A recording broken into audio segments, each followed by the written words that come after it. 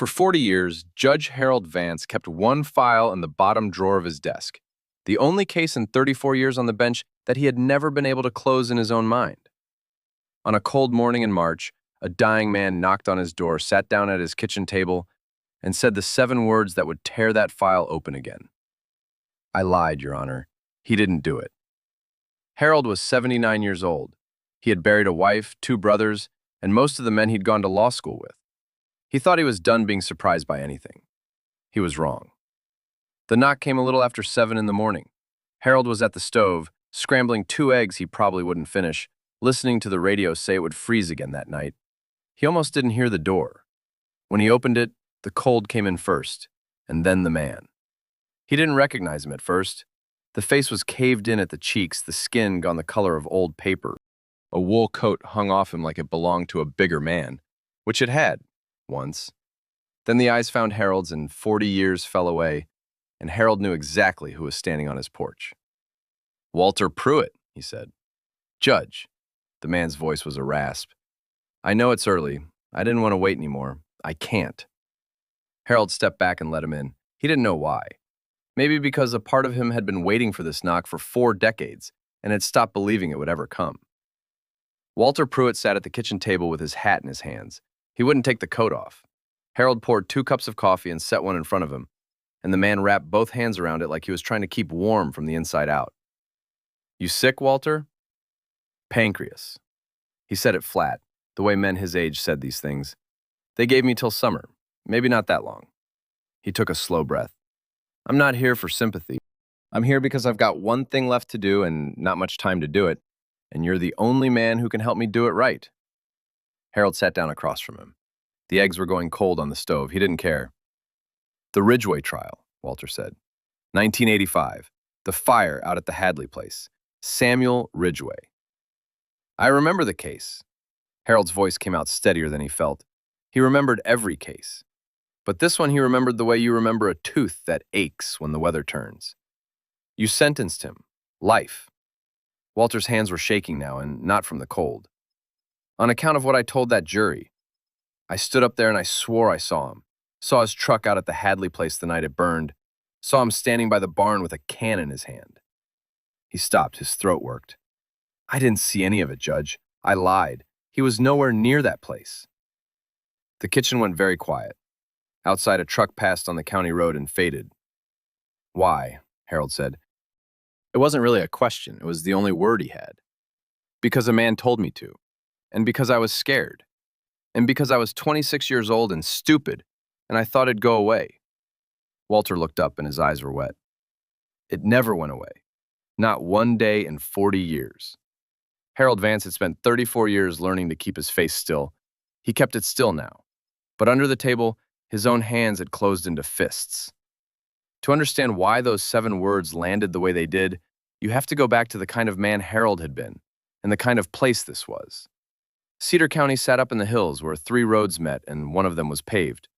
4,000 people, give or take, most of them born within 10 miles of where they'd die. Harold had been one of them. His father drove a milk truck. His mother took in sewing. Harold was the first in the family to finish high school, and the only one ever to see the inside of a law school, which he'd paid for by working summers in the limestone quarry until his hands looked like a man twice his age. He came back. That was the thing people forgot about Harold. He'd had offers down in the city, real money, a corner office. He came back to Cedar County and hung out a shingle and took whatever walked through the door. Wills, fence disputes, a divorce now and then. He married Eleanor Hart, the school teacher, in 1968. They never had children. They had each other, and they had the county, and for a long while, that was enough. He took the bench in 1976, circuit judge for 3 counties, but Cedar was home. He was good at it. People said he was fair, and they meant it. He had a way of looking at a man in his courtroom that made the man feel seen, even when the man was about to lose. He believed in the law the way some men believe in church. He believed it was the one thing standing between people and the worst in each other. Then came the fire. It was the autumn of 1985. The Hadley place burned in the night, the big farmhouse and the barn behind it, both gone before the volunteer trucks could get up the hill. Old Tom Hadley got out. His wife, Margaret, did not. They found her in the upstairs bedroom. The fire marshal said the barn went first, said it was set, said there was gasoline. It wasn't an accident, it was murder. The county wanted somebody. You have to understand that. A woman was dead in her own bed, and 4,000 frightened people wanted to be told it was over, wanted a name and a face and a door to lock against it. The name they got was Samuel Ridgway.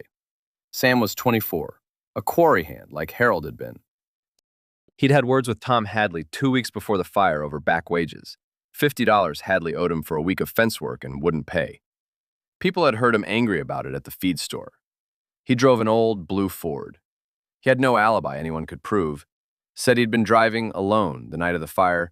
Said he'd gone clear over to Maddox County to see a girl who'd already moved away by the time anyone went looking. He had a temper, and a cheap lawyer, and no money, and the wrong friends. And he had Walter Pruitt. Walter ran the gas station out on Route 9, the last station before the Hadley turnoff. He testified that he'd seen Sam's blue Ford come through that night, late, headed up toward the Hadley place. Said he'd seen Sam himself, clear as day under the station lights, and that there'd been a red gas can in the bed of the truck. It was the whole case. The motive was thin. The fire marshal's report was thin. But Walter Pruitt put Sam Ridgway on that road with a gas can the night Margaret Hadley died, and a jury of Cedar County people believed him. Because why would a man lie about a thing like that? The trial took 4 days. Harold remembered the courtroom packed, every one of them, the windows fogged with the breath of people who'd never sat through a trial before and came to this one like it was church. He remembered Sam's lawyer, a tired man from the public defender's office who'd had the file for 3 weeks and couldn't find the girl in Maddox County and didn't think to ask the sheriff's department for its patrol logs. Because in Cedar County in 1985, you didn't think the sheriff's department was the thing you needed to check. He remembered the prosecutor, a sharp young man on his way up, holding the red gas can up in front of the jury like a preacher with a snake. There hadn't even been a gas can. They'd brought one from the hardware store to show the jury what one looked like. Harold had let it in. He'd told himself it was demonstrative, harmless. He thought about that gas can more nights than he'd ever admitted to Eleanor. Harold had presided. He remembered the boy at the defense table, 24 and going gray at the temples already from the quarry dust, looking around the courtroom like a man waiting for someone to wake him up. He remembered the verdict. Guilty. He remembered passing sentence because the law in that year for that crime left him almost no room. And the room it left, he didn't use. Because the county was watching and a woman was dead and the law was the law. Life. No parole for 40 years. Sam Ridgway had stood up and said, in a voice that didn't shake, "I didn't do this, Judge. Someday you'll know that, and I hope it sits on you." Then they took him out the side door, and Harold went home to Eleanor and didn't eat his supper. And that was the night he put the file in the bottom drawer. He'd never been sure. That was the truth he'd carried. Not that he thought Sam was innocent. He'd told himself 100 times the jury had spoken, the witness had been clear, the system had worked. But he'd never been sure. And a judge who is never sure about a man he's sent away for life does not sleep the way other men sleep. Now, 40 years later, Walter Pruitt sat at his kitchen table and took the last doubt away and replaced it with something far worse. Certainty. "Who told you to lie?" Harold said. Walter's hands tightened on the cup. I'll tell you all of it, and I'll sign whatever you put in front of me. But you got to understand how it was." "Then tell me." Walter Pruitt had owed money. $3,000 to the wrong people, gambling debt run up over 2 bad years, the kind of debt that in a small county everyone knows about before you do. He was going to lose the station. And 2 days after the fire, a man came to see him. He said it'd be simple, Walter said. Said all I had to do was remember seeing the Ford. Said the Ridgway boy was trash anyway. Said he'd done it for sure, and they just needed me to make it stick so a killer didn't walk. He swallowed. And the 3,000 would go away. Like it never was. Who was the man, Walter? The dying man looked at the table for a long moment. Then he said the name. Harold sat back slowly, because the name Walter Pruitt said was not a stranger's name. It was the name of a man who had spent the last 40 years becoming the most powerful man in Cedar County. If you're still with me at this point in Harold's story, stay with me, because what the old judge did next is the part I've been waiting to tell you. The name was Carl Doyle. In 1985, Carl Doyle had been a young deputy, ambitious, with a cousin who ran the bank that held the note on the Hadley land. After the fire, the Hadley acreage, 400 acres of good bottomland and a creek that never went dry, sat in probate with no clear heir. Old Tom Hadley broken and gone to live with his sister 3 states away. Carl Doyle's cousin's bank ended up with it. Carl Doyle ended up, over the years, with a piece of nearly everything in Cedar County. He'd been sheriff, then county commissioner. Now, at 70, he was the chairman of the board that ran the county, and his son was the district attorney, and his name was on the new courthouse annex and the high school gymnasium and half the loans in the valley. And Margaret Hadley's death, the fire that had cleared that land, had never been anything but an old, closed case with a man already rotting in prison for it. "You're telling me Doyle set that fire?" Harold said. "I'm telling you what I know," Walter said. "I know he came to me with 3,000 reasons to lie, 2 days after a woman burned. I know the land went to his people. I know I sent an innocent man to prison, and Carl Doyle bought a county with what came after. The rest of it, the fire itself, that's for somebody smarter than me to prove. But the lie's mine, and I'm done carrying it to the grave for him." He reached into the wool coat and brought out a folded paper, soft and gray from years of handling. He set it on the table and pushed it across. It was a written statement, 3 pages, in a careful, shaking hand. Everything he just said, dated and detailed. At the bottom, a line for a witness signature, blank. "I wrote it last week," Walter said. "I want it done right. I want it to count. You know how to make it count, Judge. I don't. That's why I came to you and not the newspaper." Harold looked at the paper for a long time. He thought about Eleanor, 3 years in the ground now, who had always said the Ridgway case had changed something in him, put a stone in him that hadn't been there before. He thought about Sam Ridgway, 64 years old now if he was still alive, 40 years gone behind walls for a thing he didn't do, on the word of the man across this table and the schemes of a man who owned the county. He thought about the law, the thing he'd believed in his whole life, and how it had been used as a weapon by a clever young deputy and a frightened gas station clerk, and how he, Harold Vance, had pulled the trigger from the bench. "First thing," Harold said, and his voice was steady now, judge steady, "is we find out if Samuel Ridgway is alive. Because if he is, every day we waste is a day he's still in a cell. And the second thing is, you don't sign this alone. You sign it in front of 2 witnesses and a notary, and you tell it again on video, and we make a record so airtight that not Carl Doyle nor God himself can wave it away. Can you do that, Walter? Have you got the days?" For the first time, something eased in Walter Pruitt's ruined face. "I'll find the days," he said. That afternoon, Harold drove down to the county records office, the one in the old building before they put up Doyle's annex. He knew the woman who ran it. Ruth Calloway had been the records clerk for 38 years. She'd filed every deed, every birth, every death, every court order in Cedar County since before Sam Ridgway went away. If there was a thread to pull, Ruth knew where it started. "Harold Vance," she said when he came through the door. "I heard you'd turned into a hermit up on that hill." "I'm unretiring," he said, "for about a month. I need to find someone, and I need some old files. And I need you to not tell a soul I asked." Ruth looked at him over her glasses. She was 73, sharp as a tack, and she'd never liked Carl Doyle, going back to a thing with her late husband's pension that nobody talked about. "Which files?" "The Ridgway fire, 85, everything. And I need to know where the state put Samuel Ridgway, and whether he's still breathing." Ruth set down her pen. The teasing went out of her face. "That boy," she said quietly. "I always wondered about that boy." She stood up. "Give me 2 days." She gave him 1. Samuel Ridgway was alive. He was 64 years old, and he was in the state prison up at Bracton, 4 hours north. And according to the records, he had not had a single visitor in 19 years. The last one had been his mother, who had died that same winter. He had applied for parole at the 40-year mark, automatically the way the law allowed, and his hearing was set for the following month.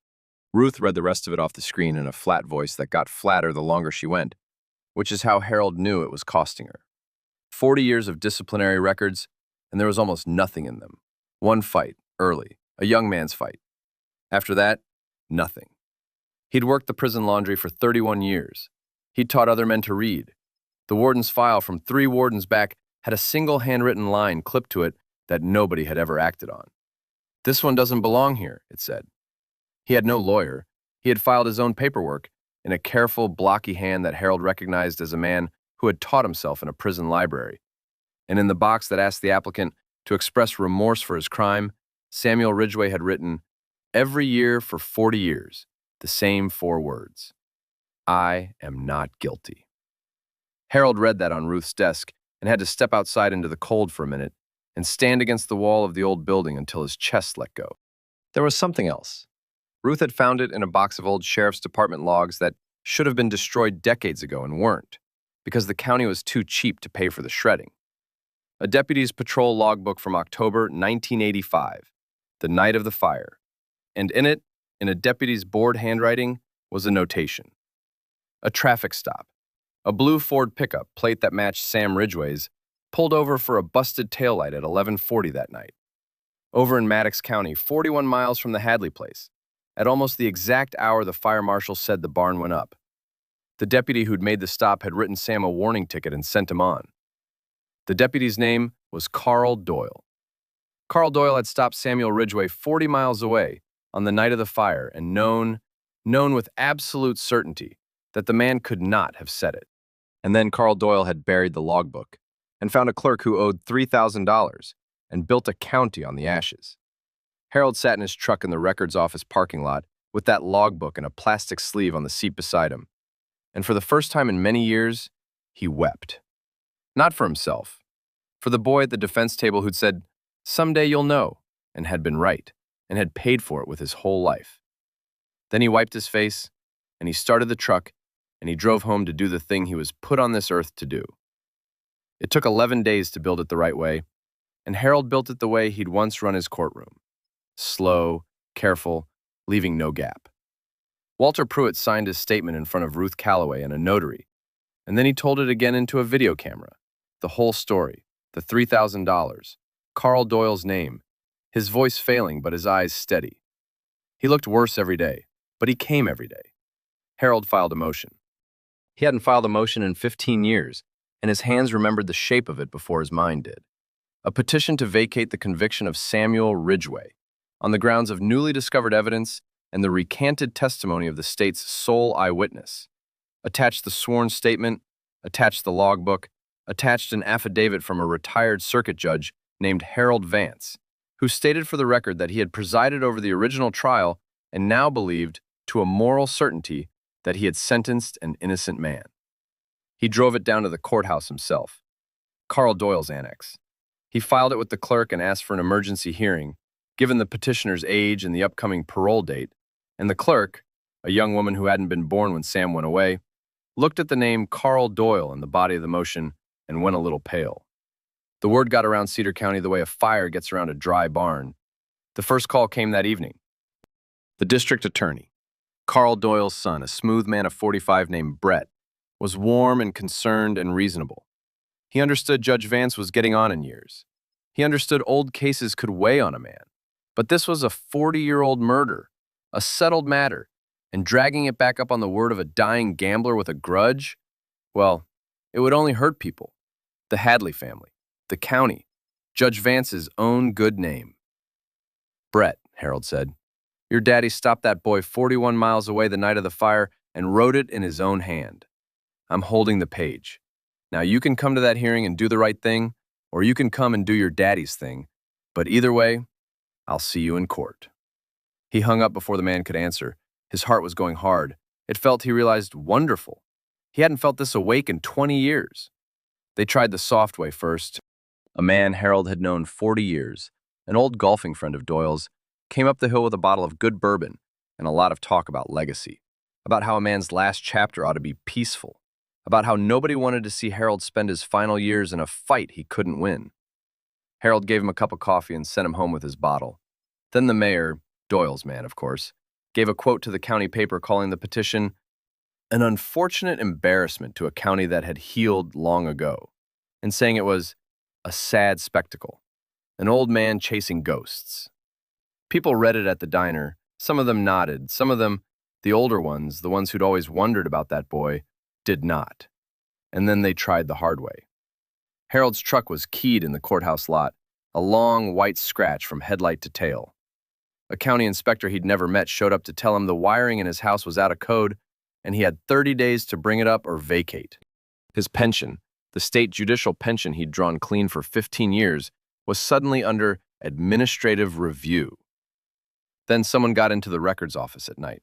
Nothing was taken that the day clerk could name, but the box of old sheriff's logs had been moved, and the lock on the back door had been worked. Ruth Calloway had seen it coming. She'd taken the logbook home the first night and slept with it in a coffee can in her chest freezer, under the venison, and she told Harold so with a look that dared him to say a word about it. He didn't. He'd known Ruth 40 years. He knew better. A man Harold trusted at the bank called him quiet after hours.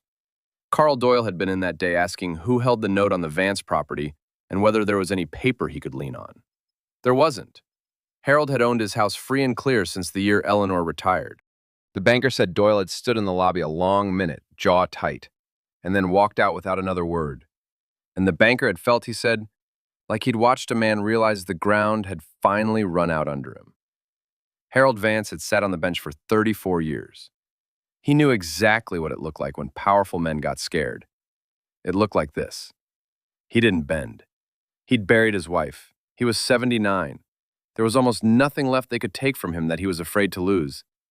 And they'd never understood that men like that are the most dangerous men in any county. He went to see Sam Ridgway. The drive to Bracton took 4 hours through the mountains. Harold hadn't been inside a prison in years. The sound of the doors still got into his chest the way it always had. They brought Sam into the visiting room in a gray jumpsuit, and Harold stood up, and the two old men looked at each other across 40 years. Sam Ridgway had gone fully gray, then white. He was lean and quiet, with the careful, contained movements of a man who'd spent a lifetime in small rooms. He sat down across from Harold and folded his hands on the table. "They told me a judge was coming," Sam said. "Didn't say which one." He studied Harold's face. "It's you. It's me. Come to apologize?" There was no heat in it, just a question, asked by a man who'd had a long time to think about what he'd say. "No," Harold said. "Apology's worth nothing to you, and I won't insult you with one. I came to tell you Walter Pruitt recanted. I came to tell you I found the logbook from the night of the fire. Doyle stopped you in Maddox County, 41 miles off, and wrote it down himself. I came to tell you I filed to vacate your conviction, and there's a hearing in 2 weeks, and if there's any justice left in the state of this county, you're going to walk out of here a free man." Sam Ridgway did not move. For a long moment, he didn't even seem to breathe. His eyes, which had been so steady, filled and overflowed, and he didn't wipe them, didn't seem to notice, just sat there with the tears running down into the lines of a face that had waited 40 years to hear it. "Say it again," he whispered. Harold said it again. "My mother died thinking she'd failed me," Sam said. "She came every month till she couldn't. She believed me, nobody else." He pressed his lips together hard. "You believed Walter Pruitt." "I did," Harold said. "I was wrong, and I knew I might be wrong even then. And I sent you anyway because it was easier than being the man who stood against the whole county. That's the truth, and you can hate me for it, and you'd be right to. But I'm going to spend whatever I've got left getting you out, whether you forgive me or not. The getting out doesn't depend on the forgiveness. I want you to know that." Sam Ridgway looked at him a long time. Then he said something Harold did not expect. 40 years I hated a faceless thing called the court," he said. "Now here you are, an old man, drove 4 hours, told me the truth to my face. That's more than the court ever gave me." He wiped his eyes now finally with the back of his hand. "I don't know about forgiving, but you came. Hold on to that. You came." The hearing was set for a Thursday morning in late March in the main courtroom of the Carl Doyle Judicial Annex, which Harold thought was a fine and fitting irony. Walter Pruitt almost didn't make it. He'd gone into the hospital the week before down to 90 pounds, and the doctor said no. Walter checked himself out against advice, in a wheelchair, with an oxygen line in his nose, because, he told the nurse, he had a court date, and 40 years to set right, and he'd be damned if he'd miss it lying in a bed. The courtroom was full. Word had spread, and Cedar County came, the old ones especially, the ones with long memories. Ruth Calloway sat in the second row with a banker's box of records on her lap. The district attorney, Brett Doyle, sat at the state's table looking like a man who'd been up all night. And in the back, in the last row, in a good gray suit, sat Carl Doyle himself, 70 years old, the man who owned the county, come to watch. The judge assigned to the hearing was a young woman from 2 counties over, brought in because every local judge had a reason to step aside. Her name was Judge Owens, and she was maybe 40, and Harold had never met her, and he watched her face as the morning went on and saw something in it he recognized. The thing he'd felt at 26 in law school, the belief that the law was supposed to mean something. Harold testified first. He laid it out plain, the way he'd once told juries to do. The original trial, his own doubts, the day Walter Pruitt knocked on his door. He entered the recantation. He entered the logbook, and he watched the courtroom go silent as he read out the deputy's notation. Blue Ford, the matching plate, 11:40 p.m., Maddox County, warning issued, and the deputy's signature at the bottom of the page. C. Doyle. A sound went through the room. In the back row, Carl Doyle did not move. Then they brought Walter Pruitt up in his wheelchair, and the room held its breath. He could barely speak above the hiss of the oxygen. But he spoke. He told it all, looking not at the lawyers but at the gallery, at the people he'd lied to 40 years before. The $3,000. The man who came to see him. He named Carl Doyle out loud in open court and pointed one shaking finger at the last row. He sat where you're sitting now, Walter said to Brett Doyle, and asked me to send a man to die slow in a cell so his family could have a creek that never goes dry. And I did it. God forgive me, I did it for $3,000. He turned his head toward the gallery, toward all of them. I'm telling you now because I'm dying, and I want to die one time as an honest man. Samuel Ridgway never set that fire. I never saw his truck. I made it up, every word. When he finished, nobody in that courtroom made a sound for a long 10 seconds. Then, somewhere in the middle rows, a woman began to cry. Brett Doyle stood up. Everyone watched him, this smooth man who'd come to bury it for his father. He looked down at his notes. He looked at the logbook on the evidence table, his own father's handwriting. He looked at the dying man in the wheelchair, and then, for a long moment, he looked back at the last row, at Carl Doyle, who gave a small, sharp shake of his head. No. The district attorney was quiet for what felt like a year. Your Honor, Brett Doyle said finally, and his voice was not smooth anymore. The state does not oppose the petition. He stopped, his jaw worked. The state joins it. In light of the evidence, the state cannot stand behind this conviction, and the state will be referring the new matters raised here today to the Attorney General's office for investigation. He sat down without looking at his father.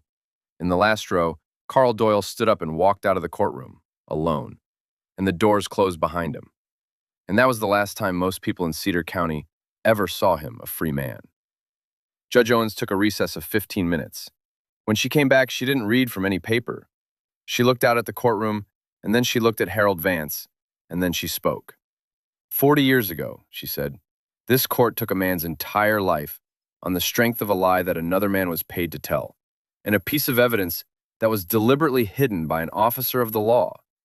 There's no order I can sign that gives back 40 years, but I can do the one thing this court should have done a long time ago. She drew a breath. The conviction of Samuel Ridgway is vacated. The charges are dismissed with prejudice. Mr. Ridgway is to be released immediately. And let the record show that this court finds him innocent, not unproven, innocent. She brought the gavel down once, and the sound of it filled that room like a bell. They didn't get Sam out that same day. There was paperwork, the slow grinding of the machine even when it finally turns the right way. But they got him out that week. Harold drove the 4 hours to Bracton to be there. He stood in the cold parking lot outside the gate, and Ruth Calloway stood beside him, and a few of the old ones from the county had made the drive too. The gate opened, and Samuel Ridgway walked out into the open air, a free man at 64, with a paper bag holding everything the state would give him back, which was the clothes he'd come in with 40 years before and didn't fit anymore, and $40. He stopped on the far side of the gate and stood still, looking up at the sky like a man who'd forgotten how big it was. Then he walked over to Harold, slow, and Harold put out his hand, and Sam looked at it. And then he stepped past it and put his arms around the old judge and held on. You came, Sam said into his shoulder. You said you would, and you came. Walter Pruitt lived 11 more days. He was conscious at the end, Ruth told Harold, and the last thing he asked was whether the Ridgway boy was out. They told him yes. He closed his eyes and he nodded once, and he didn't say anything else, and sometime that night he let go. He'd died one time as an honest man, which was all he'd asked for. Harold thought, of all the men in this story, Walter Pruitt had paid the strangest price. 40 years of a clean record and a quiet life, every day of it a lie, and 11 days of a wrecked, dying body that were the only days he'd been able to look anyone in the eye. Carl Doyle was arrested 2 months later. The Attorney General's people found more than anybody expected once they started turning over rocks. The Hadley land, the bank, 4 decades of small thefts dressed up as commerce. He never stood trial for the fire itself. He had a stroke that summer and died in a county nursing home, in a county he'd owned, watched over by nurses paid out of a pension he'd skimmed. His name came off the gymnasium. It's coming off the courthouse annex too, last Harold heard, though those things move slow. His son Brett resigned as district attorney and, to the surprise of everyone, did not leave town. He stayed. He took on appeals work, the unglamorous kind, old convictions nobody else would look at. People said he was trying to outrun his name. Harold thought maybe he was just trying to become a different kind of man, which is harder and worth more. Samuel Ridgway came home to Cedar County. The state, after a fight that Brett Doyle, of all people, helped win, paid him for the years it took. Not enough, never enough, but enough to buy a small house on a quiet road with a porch that faced east. He planted a garden the first spring, the way a man does when he's spent 40 years without dirt under his hands. He and Harold took to having coffee on Sundays, 2 old men who'd been on opposite sides of the worst day of both their lives, and who somehow, at the end of things, had nobody who understood them better than each other. People in the county changed too, the way they do. The diner that had nodded at the mayor's old man chasing ghosts, quote, took to standing up when Sam Ridgway came in. The high school, the one Doyle's name was leaving, started bringing students to hear Harold and Sam talk about what happened, about how easy it is for a whole town to want a lie to be true, and how much it costs to tell the truth too late. Ruth Calloway got a letter from the state archives thanking her for never throwing out those old logbooks, which she framed and hung over her desk, where it embarrassed her in the best way. Harold lived to be 83, long enough to see Sam's garden come in 3 more summers, long enough to see the annex renamed, plain and proper, the Cedar County Courthouse. No man's name on it at all, which was how Harold thought a courthouse ought to be. Near the end, a young law student came up the hill to interview him for a paper, the way they sometimes did now, and she asked him the question they always asked. Did he regret it, the 40 years it took, the fight at the end of his life when he could have been resting? Harold thought about it a while, the way he'd always made juries wait while he found the right words. I sat on that bench 34 years believing the law was the thing that kept us decent, he said. And then I learned it was just a tool, and tools do whatever the hand that holds them wants. That near broke me. He looked out the window toward the hills, where the light was going gold the way it does up there in the late afternoon. But a dying man knocked on my door one morning and handed me a chance to pick the tool back up and use it right, one last time. Most men don't get that. Most men carry the thing they got wrong straight into the ground. He smiled, slow. I got to set mine down first. No, child, I don't regret it. It's the only thing I ever did that I'm sure was right all the way through. He died that winter, in his sleep, in the house he'd shared with Eleanor. And Samuel Ridgway carried one corner of the casket, a free man burying the judge who'd freed him, which is the kind of ending nobody would believe if it weren't true. Some debts are paid in dollars. The worst ones are paid in years. And the truth, when it finally comes, doesn't undo the dark. It just makes sure the morning finds it. If you stayed with Harold and Sam all the way to the end, tell me in the comments. Would you have reopened a case that cost you everything? 40 years too late, when the whole county wanted it buried? And if this story moved you, share it with someone who believes it's never too late to tell the truth. Thank you for listening. We'll see you in the next story.